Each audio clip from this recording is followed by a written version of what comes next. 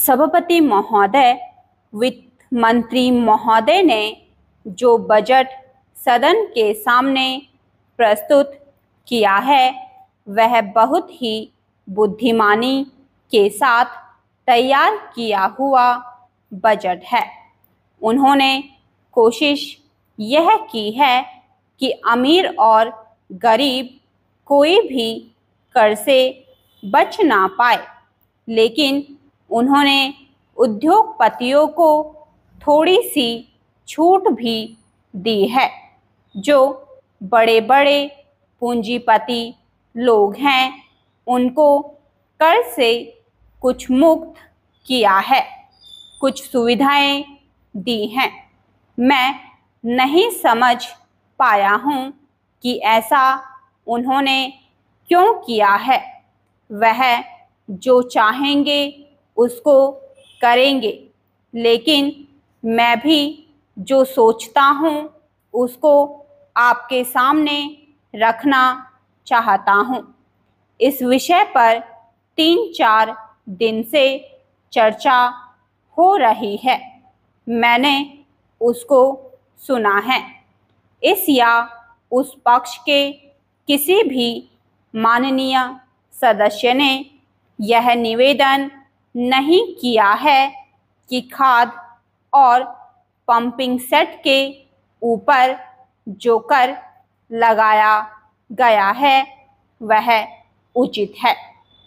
सभी ने यह कहा है कि उसको माफ़ कर दिया जाना चाहिए।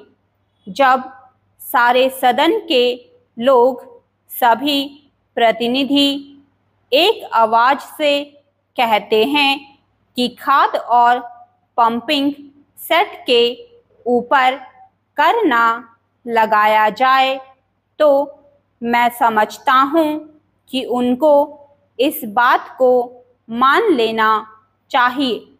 ऐसी कोई बात नहीं की जानी चाहिए जिससे किसान रुष्ट हो, उनके उत्पादन में बाधा पड़े।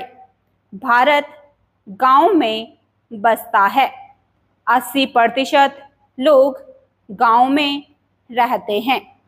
हम गांधी जी के विचारों का अनुपालन करते हैं। गांधी जी ने जो कुछ भी कहा गांव के लोगों के लिए कहा, ग्रामीण जनता के लिए कहा। उन्होंने गांव के लोगों को उठाने की बात कही।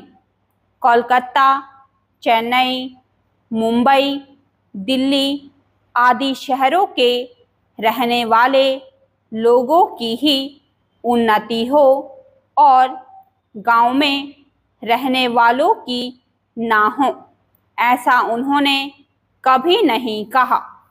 वित्त मंत्री महोदय भी गांधी जी का शिष्य अपने आप को कहते हैं और उनका रूप अपने रूप में देखते हैं, और वह है भी।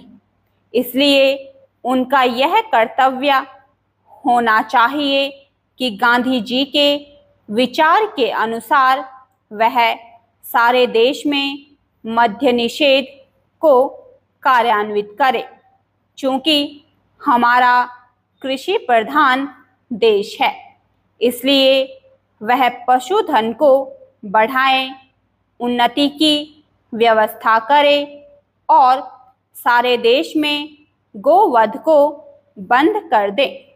सरकार ने यह संकल्प लिया है कि हिंदुस्तान में समाजवादी समाज और लोक कल्याणकारी राज्य की स्थापना की जाएगी। इस समय देश में आर्थिक विषमता अधिक है। स्टॉप।